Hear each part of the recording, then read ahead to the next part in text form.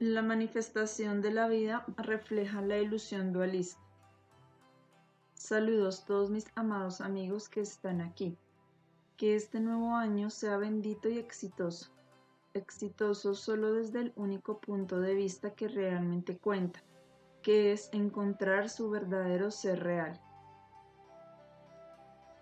La expresión encontrar al ser real se ha usado tanto que ha perdido algo de su significado. Esto siempre sucede cuando uno emplea una expresión muchas veces mecánicamente y sin pensar. Por lo tanto, es necesario contemplar profundamente el significado real de esta palabra. Cuando encuentran su ser real verdadero, inevitablemente encuentran el verdadero significado de la vida. Empiezan a entender la vida de una manera enteramente nueva.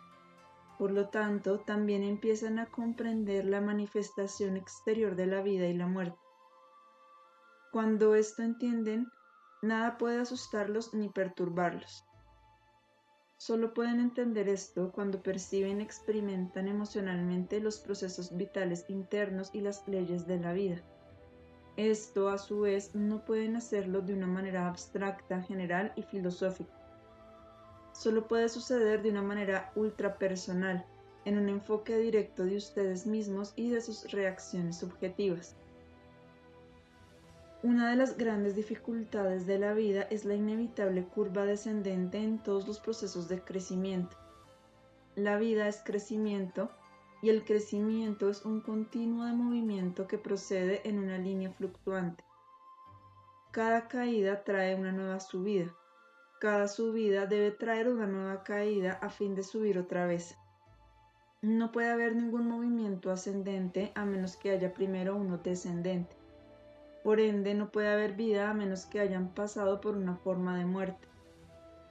Este ritmo prevalece hasta que el consciente ya no esté escindido dentro de sí mismo como resultado del dualismo ilusorio. El movimiento descendente, la muerte, representa un lado del dualismo, el movimiento ascendente, la vida, el otro.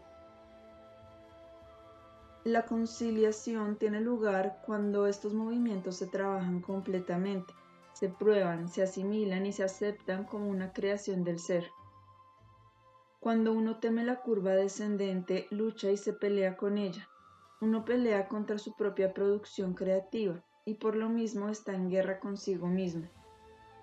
Esto significa una falta total de comprensión de las leyes de la vida y de las verdades de la creación dentro de la propia conciencia. El miedo a la curva descendente significa el miedo al cambio, y es así como buscan el estancamiento como un medio de seguridad, como un medio para evitar el peligro aparente de moverse hacia la curva autoproducida. La curva puede llevar a la terminación del conflicto solo cuando se le entiende, se le acepta y por lo tanto se le trasciende. El cambio de las curvas descendentes y ascendentes se manifiesta en millones de maneras. La más extrema es la vida física y la curva de la muerte. Es la más aterradora solo porque el pequeño ser ciego no puede ver más allá de la siguiente curva, de manera que el panorama completo se oculta. Así parece ser un final en la muerte, además, y no en la vida. En realidad es parte de una cadena que termina en la vida sin la curva descendente. La lucha contra el cambio perpetuo en el movimiento solo empeora la experiencia subjetiva.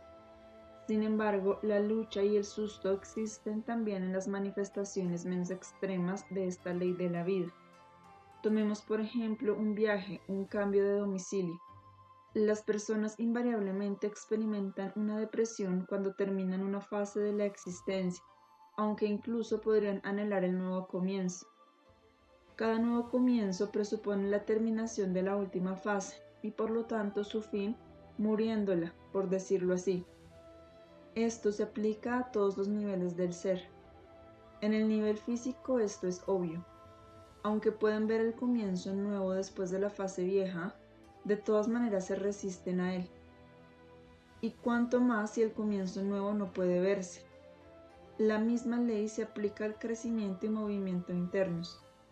La vida nueva, el comienzo nuevo de una fase, solo puede seguir a la muerte de la vieja, lo que muchas veces es doloroso.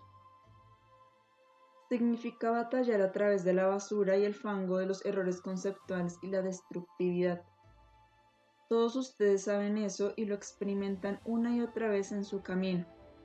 No puede haber una expansión nueva a menos que ésta siga el movimiento descendente del espíritu. Traducido, esto significa entrar en las profundidades del ser interior de uno. Si en esas profundidades reside el dolor, éste debe salir. De lo contrario, no se disolverá. El dolor obstruye la luz y por lo tanto debe desenterrarse. El mismo movimiento existe en la respiración, como lo expliqué antes. Esta es la respiración del espíritu, la respiración del universo, tal como se aplica a cada manifestación individual de la vida. Cuando contemplen su vida y sus estados de ánimo, vean estos como la curva descendente que presagia la siguiente curva ascendente. Saquen el mayor provecho de ambas sintonizándose con la siguiente curva ascendente. Aprovechen lo mejor de ambas sintonizándose con la inteligencia subliminal que siempre es perceptible cuando se le desea de verdad. Entonces no opondrán resistencia a la curva descendente ni por esa causa retrasarán el logro del movimiento más alto de su respiración y su crecimiento espiritual. Lo abrazarán aceptándolo plenamente y estando totalmente en él y con él. No puede haber una manera más constructiva y eficaz de hacer esto que tratar de entender el significado personal de su curva descendente, de enfocarla como su propia creación y de tratar de profundizar lo suficiente en su interior, preguntando, ¿qué cree y qué significa? ¿Qué significa su vida en términos de las leyes y los procesos vitales interiores? ¿Qué significa su anhelo insatisfecho en estos términos? ¿Qué significan sus frustraciones? No necesito decir que todos estos solo pueden ser confrontados plenamente cuando primero se admiten a sí mismos sus anhelos insatisfechos, su descontento, sus heridas y miedos, sus deseos reales. Una vez que hacen esto directa y honestamente, pueden empezar a buscar una comprensión de por qué existen y por qué los deseos no son satisfechos. Su existencia misma en su vida es tanto una creación de ustedes como una obra maestra o cualquier logro de otro acto creativo. La única diferencia es que una la crea consciente y deliberadamente y la otra inconsciente e inadvertidamente. Así que deben tratar de entender la creación negativa como su propio producto. A menos que hagan esto, no podrán deshacer la creación negativa ni podrán encontrar jamás la gloria de la vida y sus riquezas que siempre están a su disposición. No ver que las creaciones negativas son su propio producto los hace rebelarse inevitablemente contra ellas. Así se encuentran en la posición peculiar de pelearse consigo mismo. Lo que una mano produce, la otra lo niega y pelea con él, sin darse cuenta de lo que está pasando. Así pelean contra el destino, contra la vida, contra todo lo bueno que podría funcionar para ustedes si tan solo estuvieran listos para quitarse las anteojeras. Típicamente en este estado de rebeldía culpan a alguien o a algo. Cuando hacen esto no están conectados con las causas y procesos dentro del ser. Y esa es la raíz de todo el sufrimiento. No importa cuántas veces y con qué palabras diferentes lo digo, esto aún no lo observa ninguno de mis amigos que trabajan en este patchwork. Casi todos ustedes aún pasan por alto cuántas veces se sienten infelices y enfrentan su infelicidad solo vagamente. Por lo tanto, son incapaces de conectarla consigo mismos. Aún cuando saben que son infelices y aún cuando se han enfrentado a las razones exactas de ello, todavía se rebelan contra la infelicidad como si fuera producida por algo ajeno a ustedes. Así pues, todavía están enajenados de sus propios poderes de creación, a pesar de haberse enfrentado a sus sentimientos. El magnífico proceso creativo que constantemente trabaja dentro de ustedes suele revelarse primero en su manifestación negativa. Aun cuando crean en los poderes creativos, en sus posibilidades ilimitadas, siguen pensando que les llegan como una recompensa especial después de que han superado su ceguera, su desconexión y sus dificultades. Deben convertirse en un producto acabado, por decirlo así, antes de que puedan participar de los poderes creativos universales. Esta es la creencia vaga que la mayoría de las personas tiene y es una distorsión de la realidad. La infelicidad misma de que padecen es tanto un producto creativo como la creación del bien con el que sueñan. Mientras esto no se entienda por completo, es imposible participar en la creación y el moldeado del destino de uno, sentirse seguro y en paz con el mundo.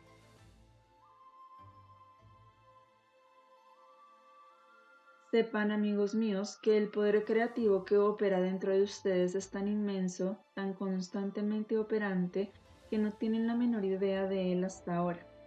Opera de acuerdo con el estado de su conciencia. Esto comprende desde luego la mente consciente y la inconsciente, su ser total. Lo que tienen o no tienen es una creación directa de todo lo que piensan, todo lo que sienten, todo lo que quieren.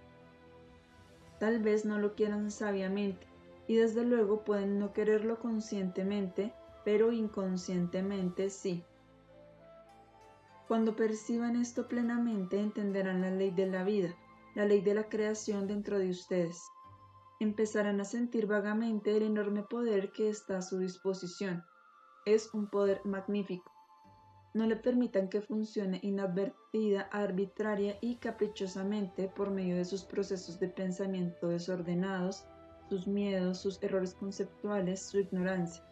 En suma, permitiendo que tanto material siga siendo inconsciente y por ende esté desconectado de ustedes. Si hacen esto, los procesos destructivos determinarán la creación de ustedes mismos y de su vida en el grado exacto en el que existen. Una y otra vez reaccionan como si su inconsciente no existiera. Son conscientes de desear algo.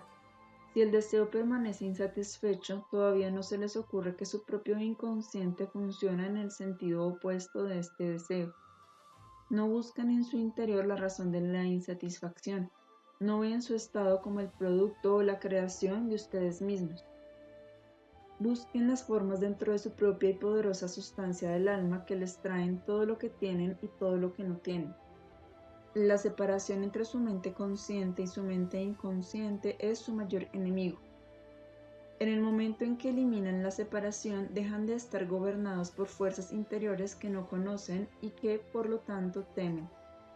Sin embargo, su miedo y su resistencia más grandes son la eliminación de este muro separador.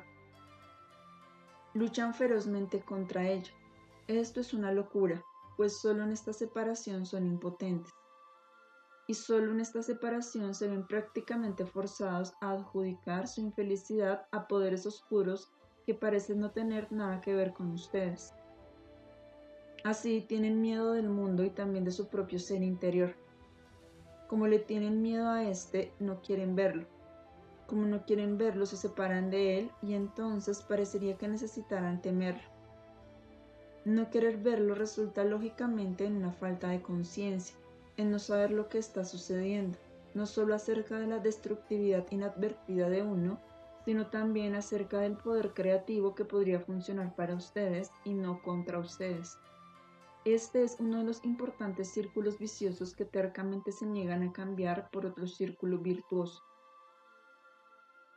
El poder creativo interior no es solo constructivo, benigno, bueno y sabio, también es destructivo, vicioso, malvado y estúpido. Esto no lo hace menos divino en lo que se refiere a su origen y esencia. Es error, concepto equivocado y deseos malvados, tanto como verdad, realidad y amor. Así, es en su manifestación presente debido al estado mental temporal de la entidad. No es así inherentemente. El poder opera eterna, neutral e incuestionablemente de acuerdo con la conciencia y la dirección de la entidad. El poder creativo se expresa a través de ustedes de acuerdo a lo que son en cualquier momento dado. Penetra en todo su ser y es moldeado por todo lo que son, por el ritmo de su respiración, por todo lo que piensan, sienten y desean. Es una expresión de todas sus actitudes, las más extremas y obvias, así como las más sutiles y ocultas. Todo esto es tan poderosamente creativo que la dinamita y la energía atómica no son nada en comparación. Estas energías físicas crean un solo impacto, un efecto físico tremendo. La energía de la vida es una fuerza dinámica constante y poderosa que deja una huella, moldea y dirige. Ustedes la usan, lo sepan o no. Cada pensamiento, cada deseo, cada miedo oculto, cada evitación de la experiencia la usa. Un camino como este principalmente tiende a la realización de esta verdad, la comprensión de este hecho de la vida y la eliminación del muro de separación entre la mente consciente y la inconsciente. No deben imaginar que el consciente y el inconsciente son dos mentes diferentes. Son una y la misma. Solo parecen diferentes cuando se descubre la parte inconsciente. Entonces parece ser una criatura completamente desconectada de los objetivos y deseos conscientes. Solo poco a poco, cuando estas dos partes del individuo se unen, se vuelve obvio que han sido una todo el tiempo y fueron escindidas artificialmente. Una parte entonces se olvidó y su existencia se negó. Es lo mismo en lo que se refiere a la mente universal. La conciencia humana no está separada de la conciencia universal. De hecho, no hay una frontera clara que delinee la diferencia. Así como ocurre con el consciente y el inconsciente de la personalidad, asimismo es con la conciencia individual y la universal. Esto se aplica tanto a las partes conscientes como a las inconscientes de ella. Es imposible determinar dónde termina la conciencia individual y empieza la conciencia universal. Su propia mente consciente inmediata, que ahora mismo está a su disposición, es el borde de la vasta mente universal. Expresar el pensamiento de que la humanidad está conectada con la mente universal no transmite adecuadamente la verdad, porque esto podría implicar que dos cosas diferentes están conectadas. Esto es engañoso, pues no son distintas en su naturaleza, esencia u origen, son iguales. Así como ocurre con el consciente y el inconsciente, la mente humana y la universal están separadas solamente por la falta de conciencia.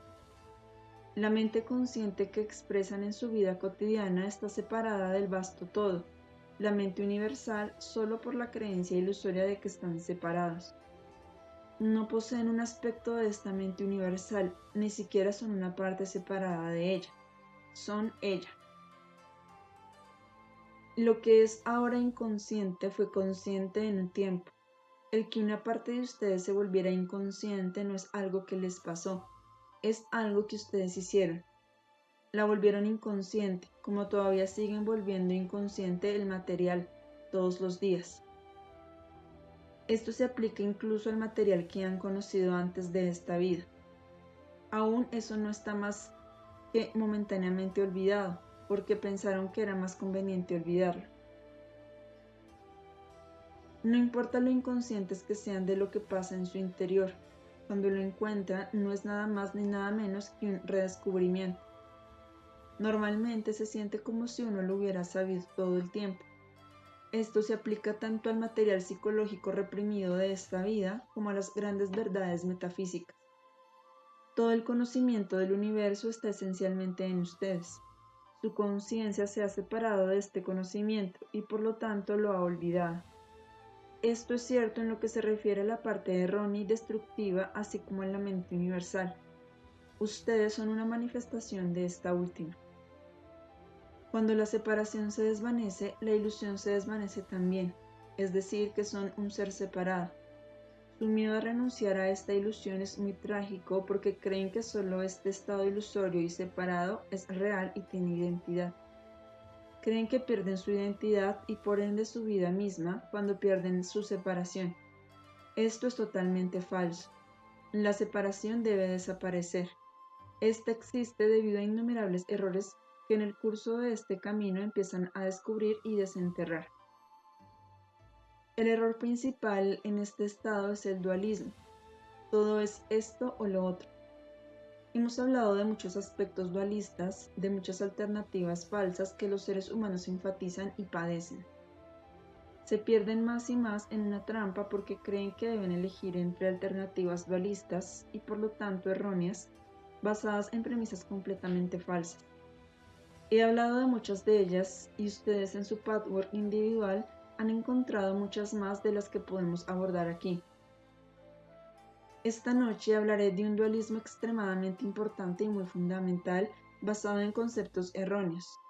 Esta dualidad específica es universal. De una manera u otra se aplica en cierto grado a todos los seres humanos.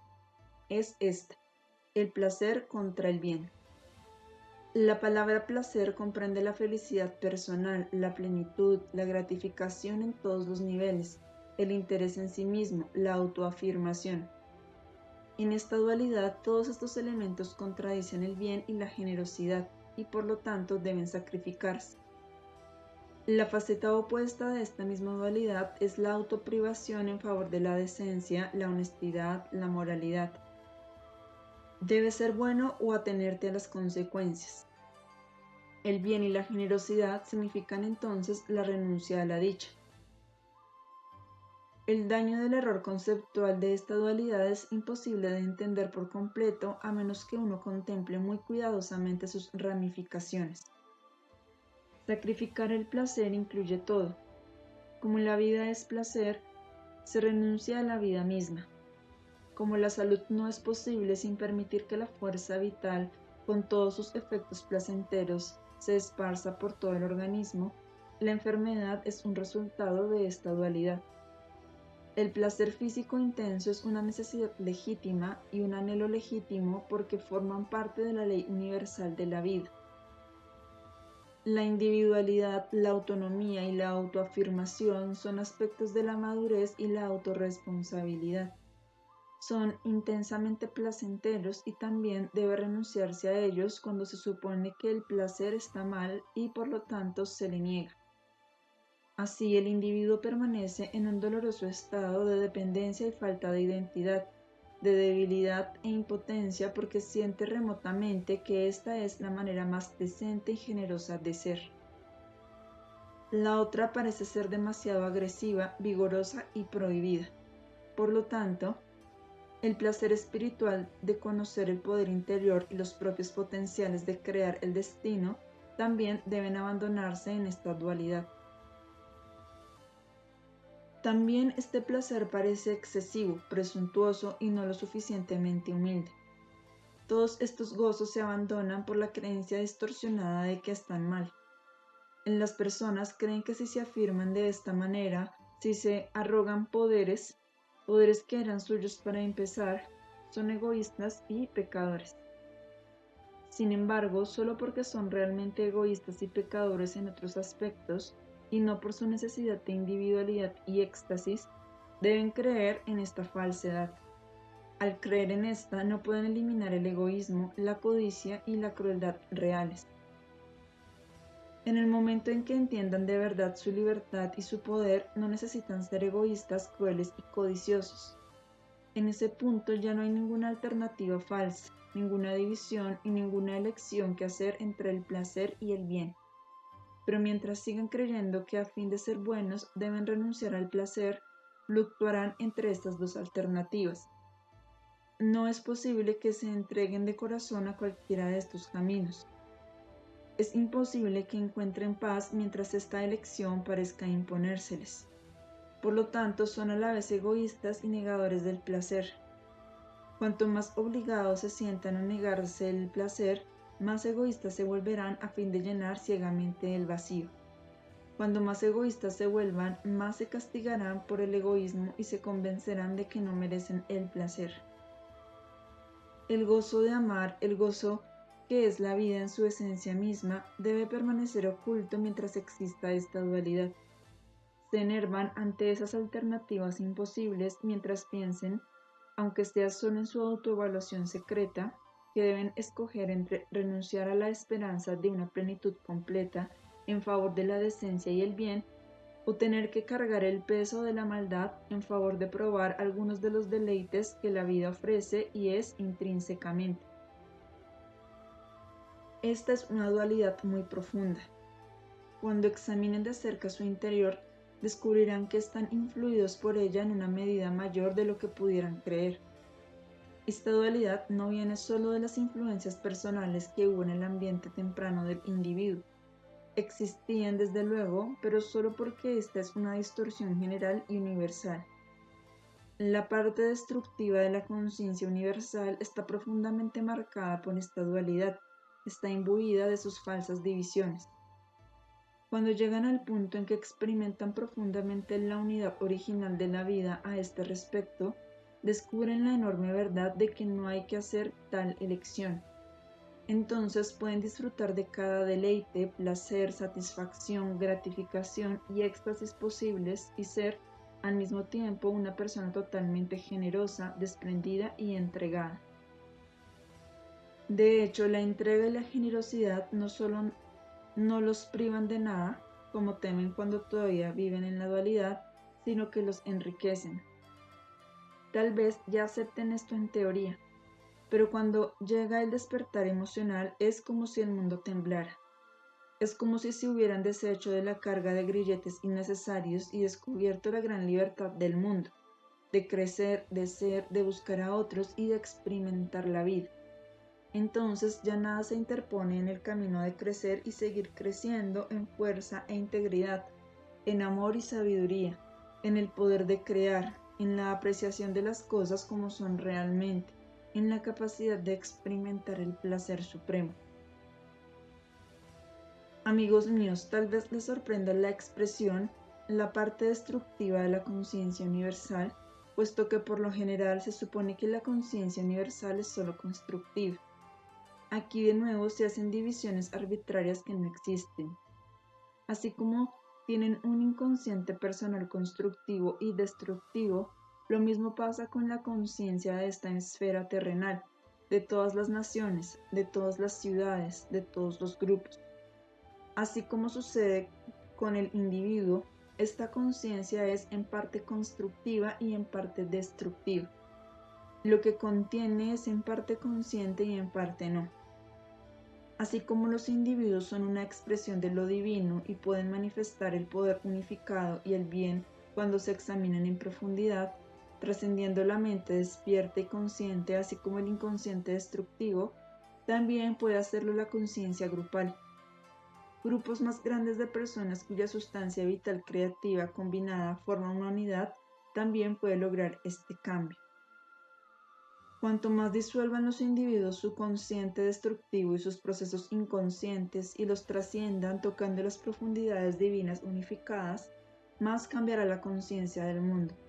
Así, cada individuo aporta más al estado del mundo por medio de su propio desarrollo y crecimiento de lo que posiblemente puede apreciar.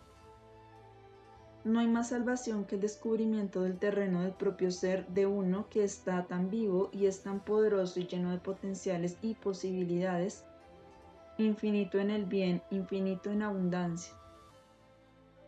Si la inteligencia del ego puede aceptar esto como una posibilidad y trabajar con ella activando este poder, la capa intermedia de error, destrucción y sufrimiento se caerá mucho más rápido que de lo contrario.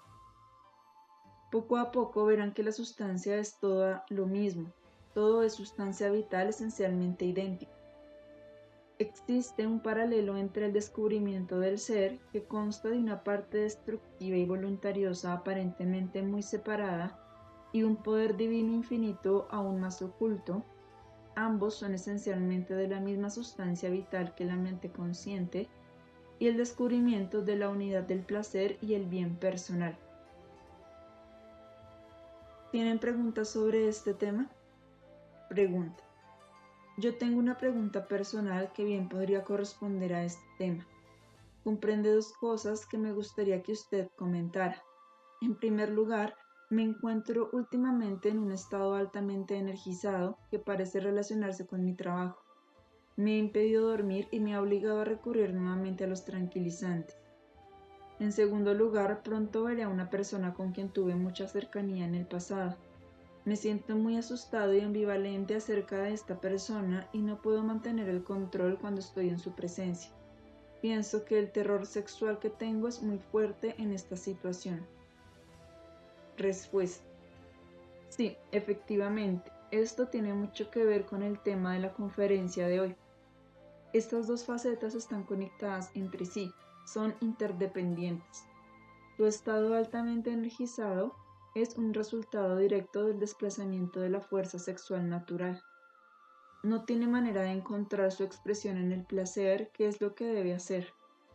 La privación de placer te enferma en cierto grado. El hecho de que te prohíbas en todos los niveles el placer intenso que fuiste creado para experimentar, por miedos e ideas falsos, crea una energía que no puedes asimilar apropiadamente. Debe haber una perpetua rotación de la energía en una persona que funciona sanamente. Esto no puede tener lugar cuando el destino de la corriente del placer se interrumpe obstinada y artificialmente. El placer se produce cuando la corriente de energía se obedece. Lleva a amar, dar y recibir, unir, abrirse a las fuerzas de la vida.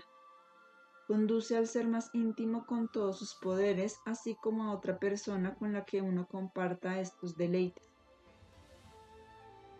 Cuando esto se lleva a cabo, el sistema humano funciona bien. Todas las unidades de energía tienen su propio metabolismo, su propio ritmo o rotación. El miedo de encontrarte con esta persona se debe a que la energía del principio del placer está fuertemente activada. Así, tu error conceptual de que la unión con el otro sexo y los placeres de esta unión son malos y peligrosos surge a la superficie más directamente. Esto es bueno porque te permite mirarlo, verlo en acción, ver su poder dentro de tu conciencia y convencerte de lo absurdo que es este miedo. Esa experiencia puede ser un paso más de crecimiento para ti si entiendes lo que te ocurre. Incluso en tu situación de trabajo, el problema es esencialmente el mismo. Esta es una experiencia nueva para ti. Es una experiencia buena en el sentido de que muestra que has dominado una desventaja. Demuestra que estás lidiando bien con la realidad en un grado mucho mayor que nunca antes. Demuestra también que puedes tomar y aceptar ciertos aspectos de la vida que nunca antes habías estado dispuesto a tomar y aceptar. No solo haces un buen trabajo como tal, sino que has superado bloqueos y dificultades dentro de ti que hace apenas poco tiempo te parecían insuperables. Tu fuerza personal y tu buena voluntad te han llevado a este crecimiento, que seguramente experimentas como placentero. Descubrir la fuerza de uno, sus recursos, sus capacidades, su resiliencia y cualquier aspecto bueno que puedas nombrar es placer. Podrías experimentarlo como el conocimiento de tus infinitas posibilidades para el bien, como despojarte de una camisa de fuerza innecesaria y restrictiva. Pero te niegas este placer, el placer de tus propios logros, tal como te niegas todo placer. Es como si hubiera una película entre ti y la experiencia, una película gruesa y velada, como una pared de plástico. Esta pared te separa de la capacidad de ser tocado por la experiencia. Esto no se aplica solo a ti, desde luego. El crecimiento significa, entre otras cosas, el adelgazamiento gradual y la disolución final de esta película para que puedas experimentar directamente. El significado de esto es profundo, pues mientras rehuyas la experiencia directa y escueta, estarás en problemas contigo mismo. Serás débil, dependiente, miedoso y sobre todo te sentirás despojado. Cuanto más se deshace uno de errores conceptuales y despierta a la vida, más delgada se vuelve esta película y más directamente experimenta uno la vida. Cuanto más gruesa sea la película, más consciente debes volverte. Aquí estoy detrás de la pared velada y a través de ella, afuera, veo la experiencia, pero esta no me toca. Ante cualquier experiencia que te toque, te encoges de susto. Este es causado por una conclusión equivocada. La experiencia del placer, así como del displacer, no puede dañarte jamás, a menos que creas que puede dañarte. El daño proviene exclusivamente de que te defiendes de la experiencia cerrándote. La ansiedad que experimentas es exclusivamente el resultado de temer el placer, así como el displacer. Temes ser tocado por la experiencia y por lo tanto eriges una pared defensiva contra ella. A fin de salir de este estado, tienes que reconocer que tu inconsciente no está todavía tan dispuesto como tu mente consciente. Acepta esto por el momento, pues este es el requisito para influir en ella. Lidia con tu inconsciente resistente de una manera inteligente. Háblale de una manera relajada. Dile, estoy equivocado al temer la experiencia. Nada malo puede sucederme si tengo placer, ni si me siento herido o decepcionado. Estos son miedos ilusorios. Sí quiero la resiliencia que es esencialmente mía. Sí convoco a los poderes que están más profundamente dentro de mí que los miedos y las ideas falsos. Ya no deseo rechazar la experiencia. Mi miedo de los sucesos llamados buenos o malos se basa en la ilusión. Así aprenderás poco a poco a permitirte experimentar lo que surja en tu camino. Deja que surja, no lo evites. Que todos adquieran una comprensión más veraz de la gloria de la vida, que los hará reconocer más y más que no hay nada que temer, absolutamente nada. Su miedo es una ilusión. El miedo y la ilusión son sinónimos, como también lo son la vida y el placer. Sean benditos, sean en Dios.